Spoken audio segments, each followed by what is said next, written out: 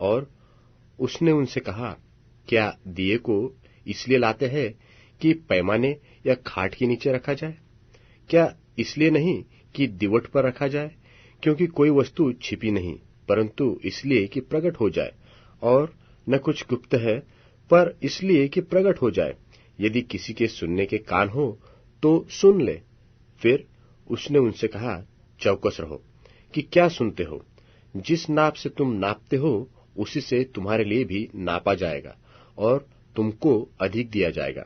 क्योंकि जिसके पास है उसको दिया जाएगा, परंतु जिसके पास नहीं है, उससे वह भी जो उसके पास है ले लिया जाएगा। फिर उसने कहा, परमेश्वर का राज ऐसा है, जैसे कोई मनुष्य भूमि पर बीज छींटे और रात को सोए और दिन को जागे, और वह बीज ऐसे उगे और बढ़े कि वह न जाने। पृथ्वी आप से आप फल लाती है, पहले अंकुर, तब बाले, और तब बालों में तैयार दाना।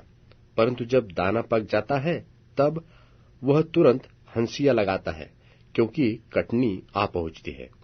फिर उसने कहा, हम परमेश्वर के राज्य की उपमा किससे दें, और किस दृष्टांत से उसका वर्णन करें?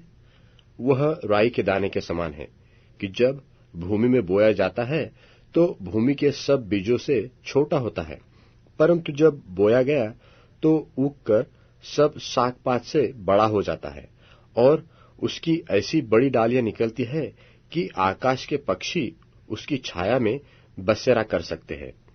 और वह उन्हें इस प्रकार के बहुत से दृष्टांत देकर उनकी समझ के अनुसार वचन सुनाता था, और बिना दृष्टांत कहे उनसे कुछ भी नहीं कहता था। परंतु एकांत में वह अपने निज चेलों को सब बातों का अर्थ बताता था। उसी दिन जब सांझ हुई तो उसने उनसे कहा, आओ हम पार चले।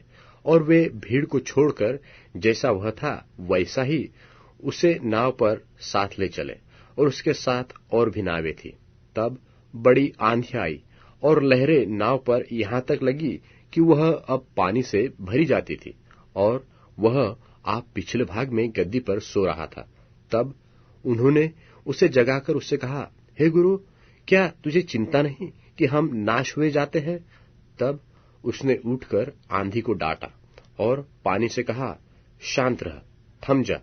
और आंधी थम गई और बड़ा चैन हो गया। और उनसे कहा, तुम क्यों डरते हो? क्या तुम्हें अब तक विश्वास नहीं? और वे बहुत ही डर गए और आपस में बोले, यह कौन है कि आंधी और पानी भी उसकी आज्ञा मानते हैं?